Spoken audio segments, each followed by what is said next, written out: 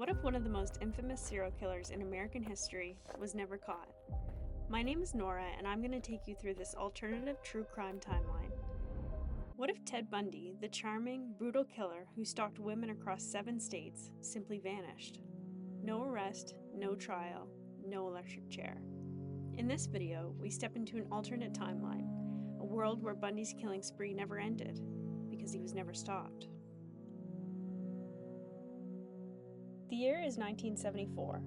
Women are disappearing from college campuses across the Pacific Northwest. Attractive, intelligent, usually brunettes. Witnesses recall a man named Ted with a broken arm asking for help. But on our timeline, Bundy is eventually arrested in 1975 thanks to a routine traffic stop. In this alternate reality, that never happened. Maybe he drives more carefully.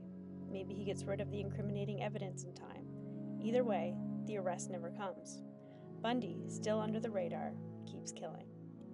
Without his 1975 arrest, Bundy continues his spree across the American West. Utah, Colorado, Idaho. His methods evolve. He gets smarter, more cautious. He changes his car, alters his appearance. No mugshots, no prison escape stories, no infamous trial. Law enforcement remains baffled. The pattern is there, but the killer? Still a phantom. The media gives him a nickname, the Gentleman Butcher. Panic spreads. Women start cutting their hair, dyeing it blonde, staying indoors. By the early 1980s, the body count is ever growing, but Bundy is a ghost in plain sight.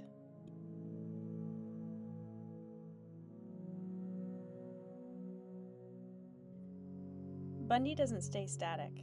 In this timeline, he finishes law school, uses his legal mind to outsmart investigators. He moves to New York, then Chicago. Big cities give him cover, more victims, more anonymity. He learns from other killers. He studies their mistakes. He avoids patterns, changes weapons, alters his MO. He might even marry, keep a low profile, a father by day, a predator by night. By the late 80s, some investigators start to wonder, is this one man or many? With pressure mounting, the FBI forms a national task force. Behavioral profilers, experts in forensics, and detectives from across the country join forces. They don't know his name, but they know his type. Organized, intelligent, mobile. And they start to get close.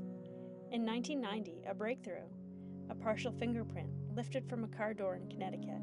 It's entered into a fledgling national database, but there's no match. Bundy remains a step ahead. Now in his mid-40s, he slows down, kills less frequently, but when he does, it's even more calculated. He enjoys the game.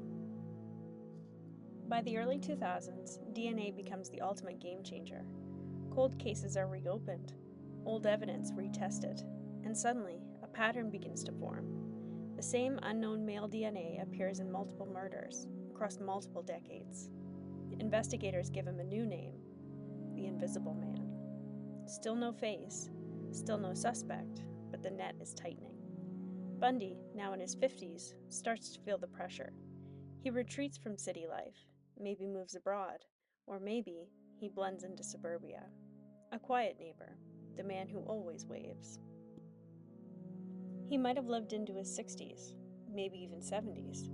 He watches true crime documentaries about his own killings, knows the FBI is still hunting the ghost he's become. But eventually, time catches up.